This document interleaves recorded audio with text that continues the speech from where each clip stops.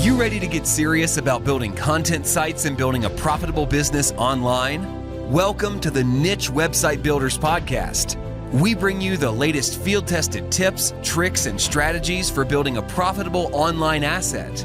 We interview industry experts, share customer success stories, and reveal our own experiences working on hundreds of sites to inspire and motivate you to make something happen. Let's do this.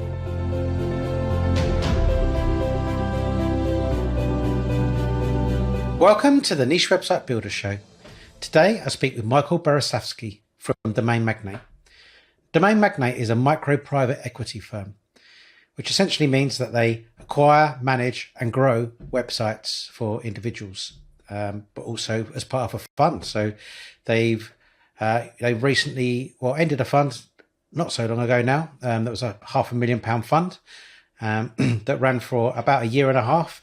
And they managed to make a 135% return on investment as part of that fund, which is not bad going. And they're currently raising money for a second fund up to 10 million, with a minimum of $1.5 million as the size of the fund, so that they can afford to invest in larger websites and just have a bigger fund overall with a bigger return for their investors. So that's a big part of what they do. They'll raise money for this fund and manage sites. They'll also offer a buy and manage service. So they'll buy a website on your behalf and manage the website on an ongoing basis for you and just do all that due diligence around there.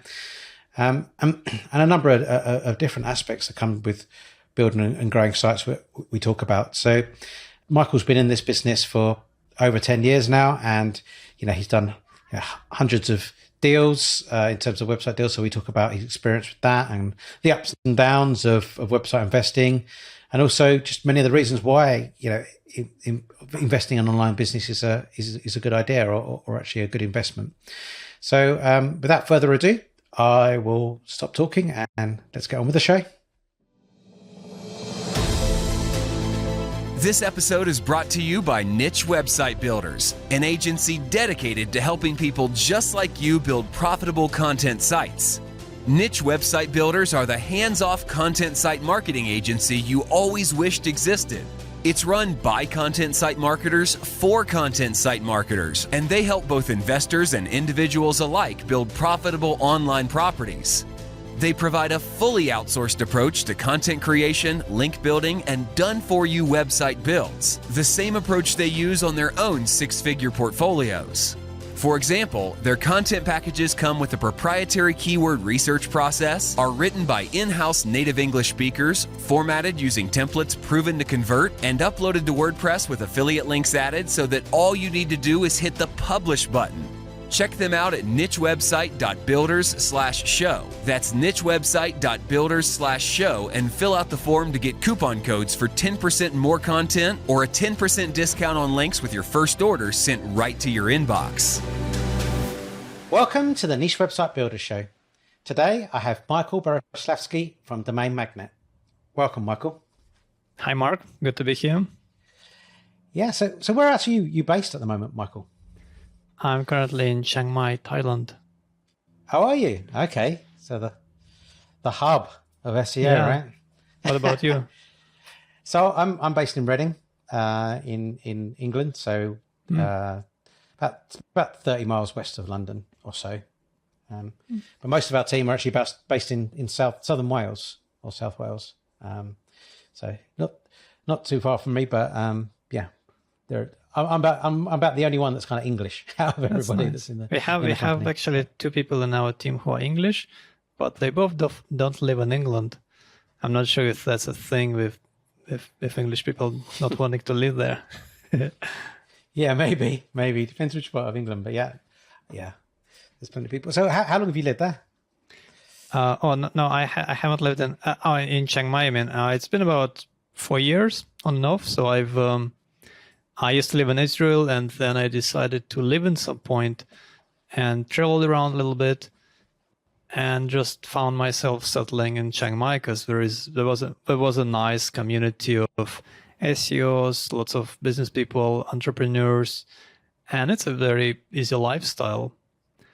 Now, of course, everything has changed with COVID. Yeah. So you kind of got it late as well, didn't you? Because you spent a lot of time not in lockdown, as I understand it, in Thailand. Yeah. It's I've been. I'm lucky that I already kind of had what was kind of more settled by the time the lockdown started. So I was just I've spent a couple of years traveling around the world. So I satisfied my travel bug, and I just had a kind of a more settled setup here in a long-term visa in Thailand. So and many people haven't had that privilege. So I'm kind of quite fortunate in that, and I could just stay here for a few years while things calm down. Yeah, makes sense. Okay, so for people in the audience who are not familiar with you and familiar with Domain Magnate, can you tell us a little bit about yourself in your own words? Sure. So I've been involved in with online businesses for about 16 years now, with buying businesses, selling businesses, like building different websites, managing portfolios of affiliate sites, content sites, SaaS businesses, all kinds of different stuff. I run a company called Domain Magnate, which is a micro private equity firm, and we manage different portfolios of content businesses and SaaS businesses for our funds and investors. And we also provide different services in buying, managing, growing, and selling online businesses. And I also am a partner at Dealflow Brokerage, a business brokerage firm. Cool. And when did you start Domain Magnate?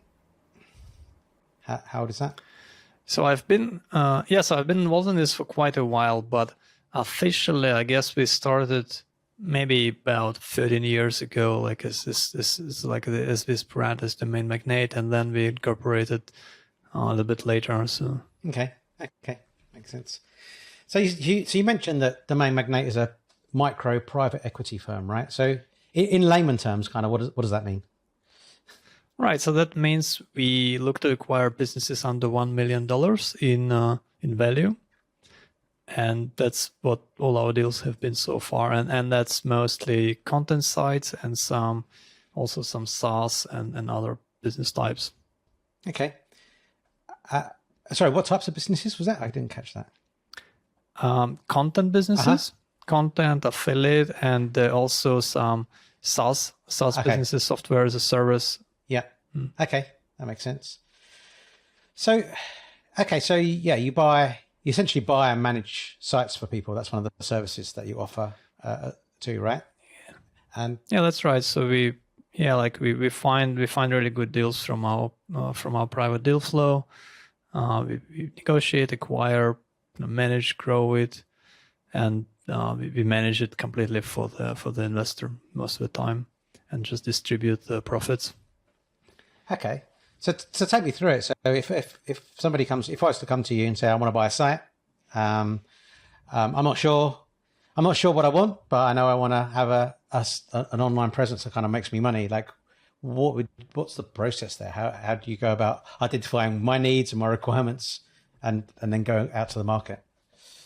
Yeah, sure. So right now we have a couple offers. So we are setting up our third fund currently. It's available for all accredited investors with a $120,000 minimum. And we are looking to raise up to 10 million. And that's one option. So we would ask you, first of all, are you looking to participate in the fund, which would allow you more diversification? You would participate in multiple different businesses, kind of a more longer term. But you won't have an opportunity to, let's say, sell early or leave early or anything like that.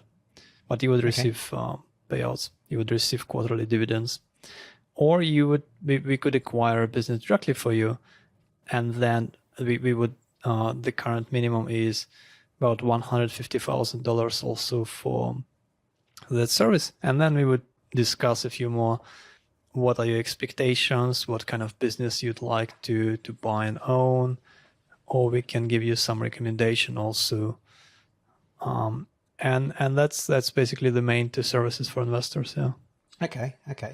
So So what is the process like once you've purchased a site? I guess it might be different slightly for the fund versus the buy and manage, but like what's how does it, well, okay, let's start from the beginning. Like how do you go through the due diligence for kind of buying a site? Like what's the process? All right, there? from our perspective, sure. So we have a team, we have a deal team. Currently it's 5-6 people, and that's basically what they do is look for different deals, review things, do a due diligence, and we look everywhere. We look at all the marketplaces, all the brokers. We kind of work with everyone, and also we have connections with pretty much everyone in the industry. But we generally try to buy. We find that the best deals are generally private, so we try to find the deals that are not publicly listed, where people are coming to us directly, or we would contact them directly. And often we are getting quite a few like private deals. People who have done deals with us before, they prefer to work with us directly. And so that's how we source deals. Now the next step is we have some preliminary criteria that it has to be a certain type of business, certain minimum kind of maximum revenue, profit, multiple, all that sort of stuff. And we generally pay market average values. So we would not be looking for deals where they're asking prices much higher than the market average multiple. So we would check that the deal fits against that. And then once it fits, and by the way, if your listeners are curious, they could find our current criteria at domainmagnate.com/criteria. That lists the exact details. And then we would try to analyze it deeper. And we have several levels, basically 3 levels of due diligence. So initially we would request Google Analytics access, Google Search Console access. We would look at the traffic. We would analyze the backlinks in Ahrefs and some of the other tools. We would assess mostly we deal with organic Google traffic. We would assess the risks from SEO perspective, the backlink profile, the content quality. So that's kind of the initial things. Also look at any of the other major risks. Like the first step, we wanna find sites that just have some major problems, so we can eliminate them right away. So sites that maybe like breaking some terms of, like using Google AdSense and breaking their terms of service, right? That's something obviously we wouldn't want to deal with. Or sites that have some really high risk SEO techniques, so we don't want to deal with those. So we go through that part. Then after that, we start to review things more in depth. We would usually have a call with the seller. If it passes, we would like discuss a little bit more to understand how things work. Often, especially bigger deals, they are not just a simple content site. Like we've had, for example, one of our most recent deals that the site had about 30 different accounts that came with it. It's like a bit of everything, of course, social accounts, but also all the different tools, and there's different contracts, so it's quite complex. So before we did all that, we had to check what is included, how to manage it, how to operate it. So that's what we do at that second step. Kind of understand how to manage it, understand what are the growth opportunities, and we typically aim to have to try to double the business value in a year. So that's what we look for when we review potential like opportunities for growth. And then we also assess risks. And then at the third stage, we basically do the same. We assess the risks and the opportunities, but we also go deeper into the numbers. And if it's improved by investors or like approved internally, then we would already negotiate the deal. And then the next step is we set up an agreement. The agreement includes all the full details of the transaction, but also like how things are going to be transferred, what exactly is going to be included, if there is some after-sales support. So we try to make the agreement as detailed as possible. And that's it. And then we do a transaction, generally through escrow.com or somewhere else. And we do transfers. And And once we onboard the website, we pass it over to one of our managers who will be managing it. And then they set up the strategy where we all come together to review it and map out the strategy for the next 12 months. And that's basically how it goes. And once the strategy is in place, the work begins and we start growing it. Okay. That's the journey of the website through our system. No, that makes sense. So then I guess the buyer, forget the fund for a minute, we'll cover that in a sec, but like the buyer of, if you're helping somebody buy and manage a website, then, you know, they need some investment ongoing for that, right? Do you charge, what do you charge? Do you charge like a fixed management fee, or do they, how do they pay for content or whatever you decided needs to be done in the strategy? Right. So we have a couple plans. Our current plan is that we charge 35% of the profit, and also the covering the expenses. So the expenses, like you mentioned, like buying content, links, things like that, this would be charged on the business, and then we would also take the 35% of the cost of the profit as our fee, and then we distribute the profits to the investor every 3 months. Okay, so you take essentially to pay for ongoing promotion of the site or ongoing development of the site, you take it out of the profit that's currently being made from the site, or the income that's being made from the site. Yeah, that's right. So we want to make it, and we keep it simple, we keep it transparent so that it's easy to calculate. Mm-hmm. And so I guess part of bringing somebody on board is that you need to make sure that they're aligned with your goals of doubling the business, and they want to invest in making that happen.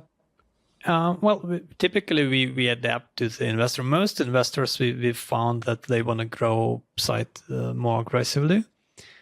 So most people, surprisingly to me personally, to be honest, they actually asked us to just reinvest all the profits. Yeah. We've had quite a few people who just asked to reinvest like all the profits. We don't want profits. We want to make sure that it grows. Yeah.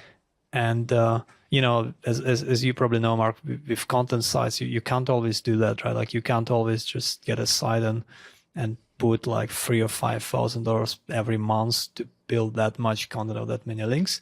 So we have to be more realistic and just kind of define how much spending we think is optimal. Yeah. Okay. Yeah, that makes sense. Yeah. Totally makes sense. Okay. So in terms of the fund, I assume that all comes out of the fund, what you invest in the fund, right? The purchase of the sites, the growing of the sites, that's all included within your $120,000 maybe that you invest. Yeah, that's right. So with the fund, the structure is, everything, all the costs are put on the individual businesses, and then the investors get 70% of the profit distribution. Yeah. So it's sort of like a similar system to the typical private equity 2-20, except with us it's like 1 and 30. But the first year there is a 2% fee, and then subsequent years it's 1% management fee, and we take 30% of the profit and distribute 70. And the objective is similar. We want to find, and like the difference with what we do is we really focus a lot on deals. So we try to find really the best deals that we can, and we put a lot of effort into that. And I kind of think, based on my experience, I believe that that's really the key to success, because right now in this market also there is a huge difference between like relatively good deals, relatively good websites that you can buy, and something that's sort of average or below average. Yeah. And I'm sure you've seen the listings on Empire Flippers and some of the other places, and you can see that the gaps are so big. Yeah, I totally agree. Yeah. I guess what a question there is like how, finding good websites actually is quite hard. There's a lot for sale, and similar to when we buy expired domains as well. Like there's a lot of crap, and we just find the gems, like the ones that are really good. But like, how do you source enough deals for your fund? Like how do you yeah, I mean, I guess it takes time, right? Yeah, so there is the current market is we have maybe 3-5 kind of major marketplaces and brokers, right? Like Flipper, Empire Flippers, international, like a few of those in that price range where we operate, which is from like $100,000 to $1 million, more or less, right? And but that's only the small part of the market, like actually, because it's only the people who want to sell and they want to list and sell with a broker. But there is a lot of people that have different businesses, and many of them want to sell and they don't want to deal with a broker or a marketplace because it's a bit complicated. Many of them just want to deal with like a person or a company that they trust. Many of them are not sure if they want to sell or not. So we look at it more strategically and try to figure out where would we find this kind of businesses, what type of businesses those would be, how can we reach out to those people. And that's sort of what our team does. And we do both inbound and outbound marketing, so both trying to attract them to come to us through doing different markets, like for example, podcasts like this sometimes bring us sellers as well coming to us directly because people think because like we pay similar amounts to what they would get through a broker, but without the fee and with a much faster process. So we search pretty much everywhere. But yeah, like I mentioned, personally, I find that best deals are often private and usually from our own network. Yeah. So I guess you have a team that's kind of doing that outreach. Like, do you do that at scale and just like, if anybody comes back, then you're like, then you'll evaluate their website at that point, or is it very targeted? Do you kind of have a team evaluating sites and then you'll outreach when you feel quite confident that the site looks good? Yeah, it's a good question. It's a bit of both. So we have some outreach where we try to target businesses in a specific niche, specific industry, and kind of just go and reach out to everyone who fits a certain criteria. And of course, we've called outreach the response rate is lower. Yeah. And then we also try to find some specific businesses that they think are really good, and then just reach out to the owners. And that usually is a much higher response rate. That could be a business that was for sale before somewhere, right? So we do both basically. Okay, that makes sense.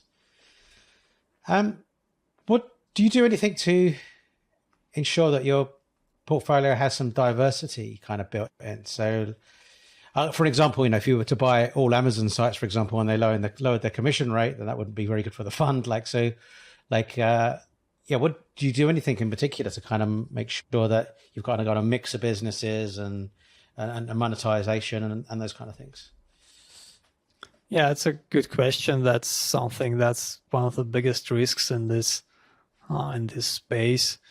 We try to diversify as much as possible. So we want to find the optimal mix optimal trade-off between diversifying and also achieving some benefits of scale when you have a group of similar businesses in the same space, in the same niche, the same industry, so you can kind of co-promote them. So we currently deal with content businesses, SaaS and productized service businesses. And so that provides some diversity across business types. We mainly look at businesses with organic traffic, but with bigger sites, there's usually some diversity between organic, social, direct, referral, other sources of traffic. And of course, in terms of niches, monetization types, right now we are quite well diversified. We are using most of the major ad platforms and multiple affiliate programs. So we've diversified away from Amazon over the past year. Yeah. Mm-hmm. Yeah. Okay. And in terms of, you say you recently, you recently, I might be wrong here, but you recently ended your first fund, right? Is that correct? Or yeah, that's right. Yes. So it ended, and we've published a case study on our website that your listeners could find, you could just Google Domain Magnate Fund 1, because that's easier than saying the link. And Yes. we've achieved the 135% return in the first year and a half in that fund. And we've had about $500,000 invested, $500,000, and acquired 9 sites. So that was mostly smaller deals, like on average are about like $45,000-$50,000 per deal. Now we are doing on the bigger deals from averaging like a couple $100,000. Okay. So in terms of your fund, so you said in the first year and a half, that's kind of the return, but congratulations on that, by the way. Yep.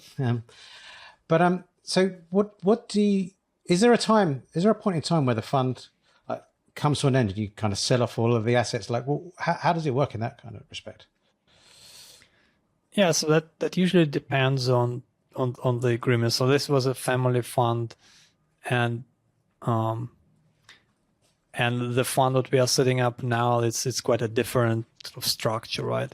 So in a family fund, there is a small number of people, and things may be a little bit more flexible, right, compared to the fund that we are setting up now, where everything is fixed, and there is lawyers, we are using a platform for fund management, so it's quite different. Okay, so is there? Sorry, I might have missed it, but is there an end point at any point that kind of where the fund finishes? Yeah. So for the upcoming fund, we have a 5-year term.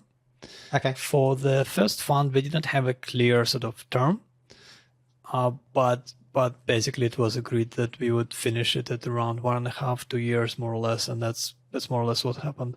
So now we are just we've sold off most of the assets. There is just a few small assets that we are selling off and sort of liquidating the fund, because that's what the investors wanted. That's what we agreed upon. Okay, great. And then they just get a share of that when the sale is made, right? And who agrees on like? Sorry, go ahead. Yeah, and then the profits are distributed quarterly, and we distribute the profits upon sale of each asset, and yeah. Okay. And then I guess it's up to you, kind of, at what price you sell for. Like the investors don't have any kind of real say in that; they just trust your judgment, right? I guess. Well, we discuss it. We are transparent with things, but I mean, I usually we explain them. This is more or less the market price. This is what we expect to get. And that's it. I mean, we cannot expect us to sell at like triple the market price. Yeah. So they're generally realistic as well. Okay. And with content sites, like it's pretty straightforward. So it's easy to know what the price range in the market now. Mm-hmm. Okay. So I guess you have, I guess you only have a small number of people. Actually, it's not like it's hundreds of people in the fund. Like just a handful, right? Yeah, we have only 4 in the first fund, so it's easier. Yeah, that makes sense. Yeah. Okay, so if people want to get involved in like the next, so you're raising money now, do you say? Yep, we are. And if people want to get involved, and how many slots do you have available? I guess. Tell us a little bit about that. Yeah, so we are looking to raise up to $10 million with the 120 minimum. So. And they have to be accredited investors, so we have to check that. They can find out more by going to domainmagnatecapital.com. Okay, awesome. And is there kind of any planned start date, or is it just whenever you kind of get the funding kind of settled and sorted? Yeah, the start is once we reach the minimum that's defined as 1.5 million. So that's once we reach that, we can start deploying the capital and buying that, the fund officially started. Okay. You don't have to answer this question, but like how many slots have you sold so far? Like how much have you raised to date? Yeah, sure. So we have about half is attributed. Okay. So about half and in commitments.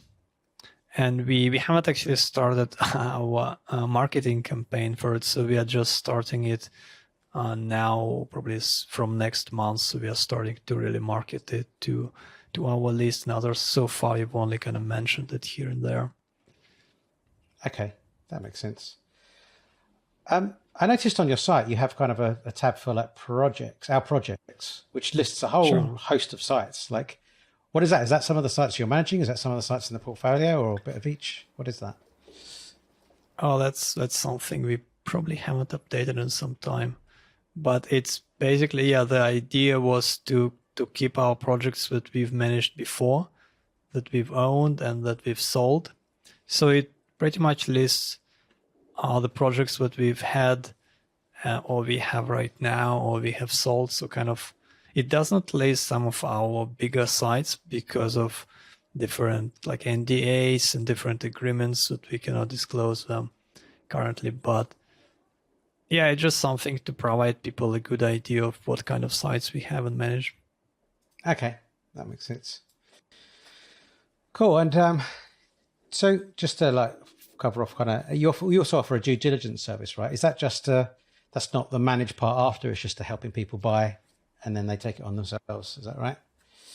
Yeah, we do that. We haven't had a lot of interest in it, to be honest. So we just keep it as a side in case it's something that the customers really need. Yeah. Okay. Cool.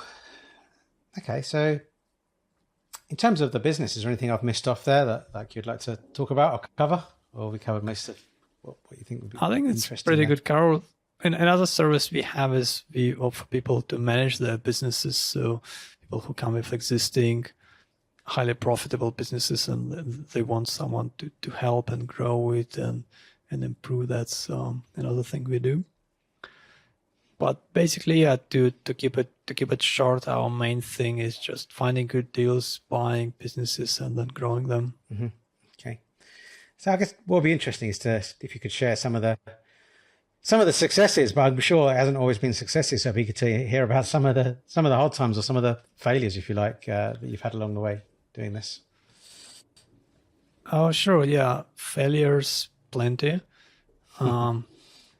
It's been a few hundred deals over the past 15 or 16 years, and some were quite painful failures.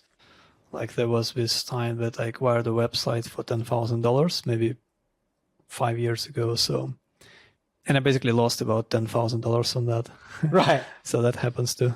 Yeah. So what, did it get hit by an update or something? Yeah, it got hit by an update just right away, basically like a few weeks after. Yeah. And it was making, I think, like $1,000 per month. Back then, the multiples were very different.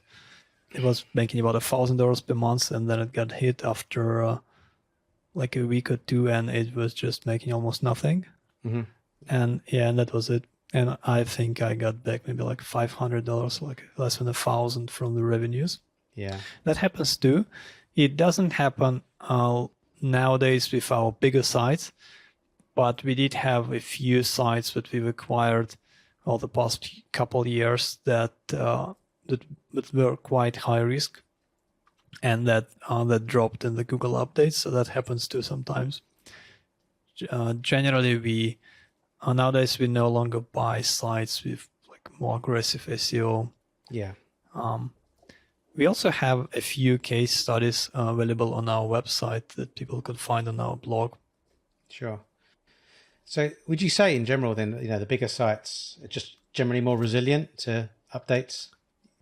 Yeah, and it's an interesting point, Mark. So on one side, the bigger sites are more resilient for sure, because they're generally older, they have more like age, they usually build with higher quality. People don't just like slap something around to sell it. Yeah. Additionally, we would generally spend more time on it. So we would do more research. We would put more resources into reviewing it, so that reduces the possibility of a mistake. But another thing is, and I'm curious to hear your opinion on that I found that most sites, there is like a certain threshold that most sites never cross, because they just like not quality enough. Maybe that's somewhere around $100,000, maybe like $200,000, something like that. But you see a lot of sites that are below that in terms of value, and very few of them cross over, because in order to cross over, for Google to give you sort of enough traffic, enough authority, you really have to have something much higher level in terms of content and traffic and all the structure around the business.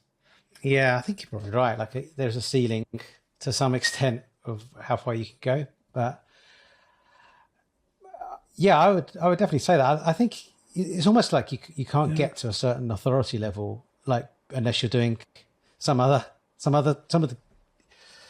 There's certain tactics and stuff that you're doing that will only get you to a certain authority level. You can carry on building links and maybe your authority doesn't really go up, for example, or you can carry on building content and it doesn't really make too much difference. But yeah, I would agree with that probably. I think it also might have to do with age. So we generally notice that sites that are making more revenue, they are older, like 5, 7, 10 years old. So it's not common to see like a 2-year-old site that's worth like $500,000. Yeah, I think it's a bit like the theory of evolution, I suppose. If they got this far and they're 10 years old and they haven't died yet, then they're probably okay. Yeah. They're probably good. So, yeah, that's also true. Yeah. Yeah, I guess Google will have killed them along the way, if or at least they wouldn't have got to the size they're at if they weren't, and that's probably why they're more resilient longer term, because they made it that far in the first place. Yeah, I guess you mentioned kind of some of the success stories that you've had in terms of the fund. I mean, I guess, I find this kind of business kind of interesting. And every time I think about, that'd be quite interesting to kind of get involved in, not from a contributing to the fund, but like doing what you're doing, is that, the risk there that kind of things could go wrong. And I'm sure that it hasn't always been rosy when you've bought sites for people on their behalf, and then things haven't necessarily turned out like, the example you gave with your own site with the $10,000 one, like, how do you kind of like, what's your process for, like, you buy a site for somebody on their behalf, you've done all the due diligence, it all looks good, and then the Google update comes along or something changes, which means they don't, maybe they lose a third of their traffic or something. Like, what do you do? Do you help them with like contingency plans and like start to plan their way kind of out of and recovering from things like that? Yeah, that's an interesting point to discuss, and that was my biggest fear when we decided to start taking some investment capital about 3 years ago, like 2.5 and 3 years ago. Before that, all our portfolio, everything was just self-funded on our own, and then we started working with investors, and that was always the fear, right? What do you do then things go south? How do you explain it? So the first thing is we have a criteria. We make sure that every person we work with the buy, manage or similar investments, that they really understand the risks. And I found many people, Mark, who come into this industry, they kind of look at it as real estate. With real estate, you can't lose. I mean, you can, but it's very hard to lose most of your money. You invest in a property. Something really major has to happen for you to lose a substantial amount from that. Well, in this business, it's very easy. It happens all the time. So first of all, we make sure that people understand that the investors understand the risks very well.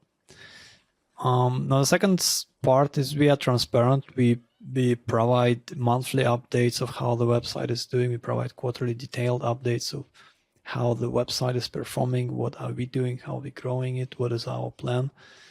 And and we've had those cases when we had to explain to an investor that the website had dropped quite a bit and it lost some money. It doesn't happen very often, but unfortunately, in maybe 1 out of 10 cases, it does happen, even despite like our best efforts in due diligence and growth.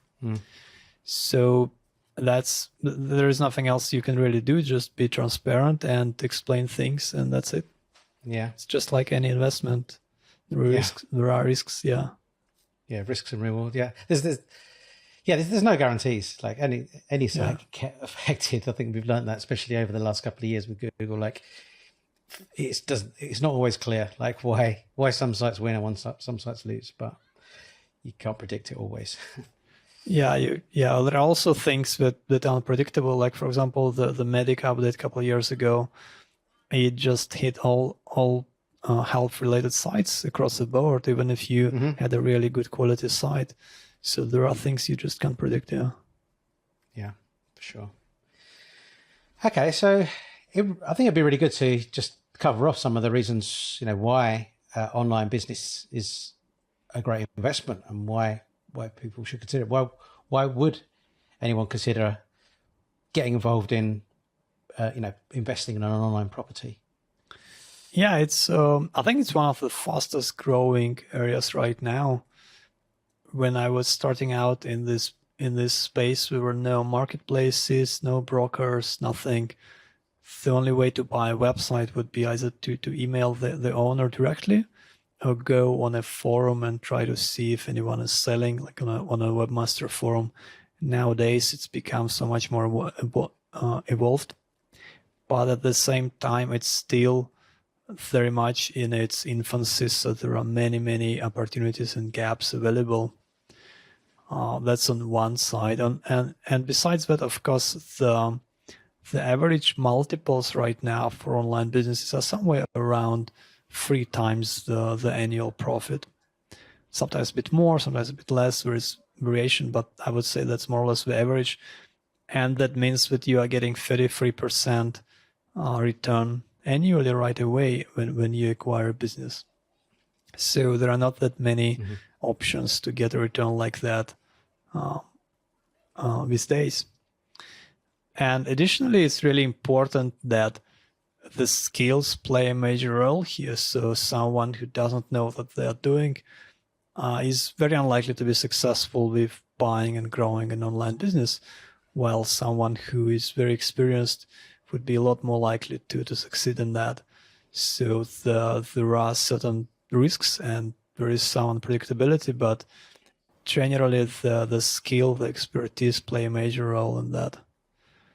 And so I think it's a really good opportunity for investors who are looking to diversify their portfolio because it's growing rapidly. The multiples are growing right now, so you can buy at one multiple and a few years later possibly sell at a substantially higher multiple. Yeah. There are many deals available, and the market is still quite inefficient.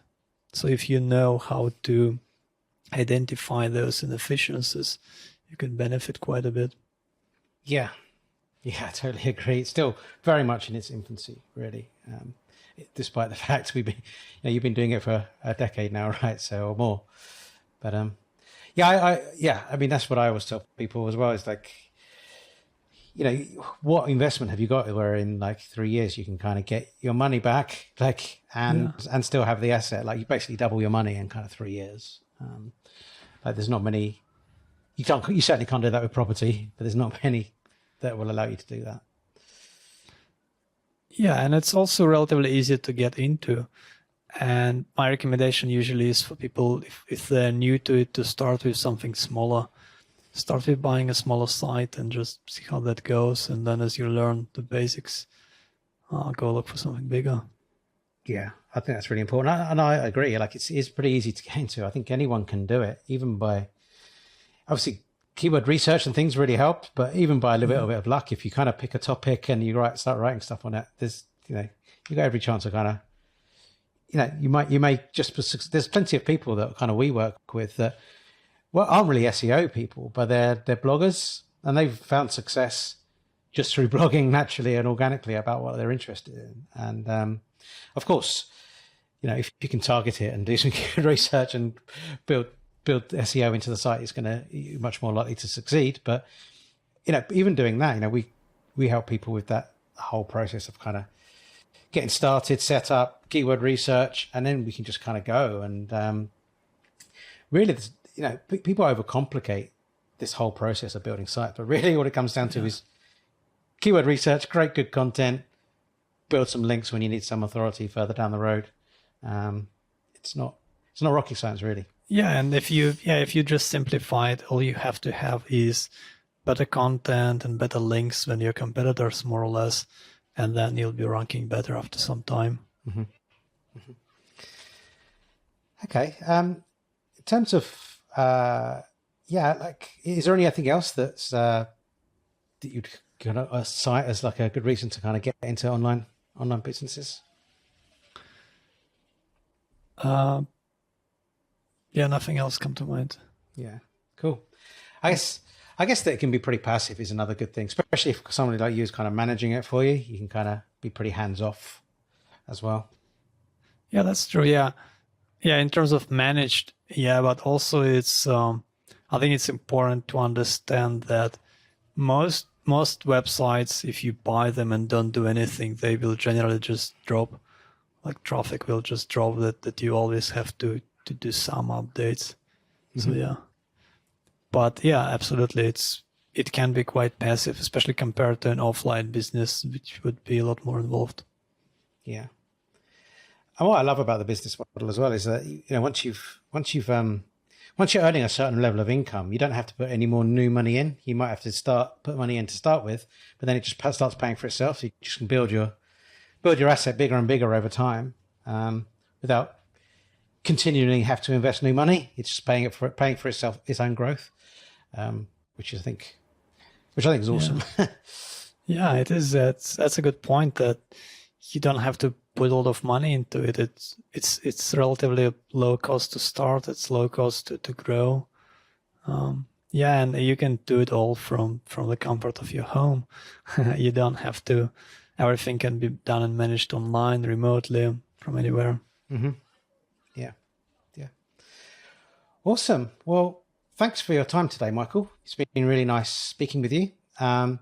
Where should people go if they want to follow you some more? Well, thanks, Mark. Yeah, I invite your listeners to check out our podcast also. It's called The Domain Magnate Show. It's available on YouTube and Spotify and everywhere you get your podcasts. To learn more about us, go to domainmagnate.com or check out my personal website, michaelbereslavsky.com. And I also welcome to follow me anywhere on Facebook or LinkedIn. Or if you have any questions, you can just ask me directly through Facebook, LinkedIn, or through email, michael@domainmagnate. Happy to help. Great. Well, thanks for that. Yeah, we'll put all of those links in the show notes so people can access them easily. But thanks once again for joining us, and have a good day. Thanks, Mark. Good to chat. Thanks again for tuning in, and I hope you enjoyed the show. If you're listening to the podcast version of this episode, please subscribe on iTunes or wherever you listen to your podcasts. Please rate and review, as this will allow us to grow our audience and create more shows like this one. If you're watching on YouTube, please subscribe to the channel and click on the bell to be the first to know about any new episodes that we release. Until the next episode, goodbye.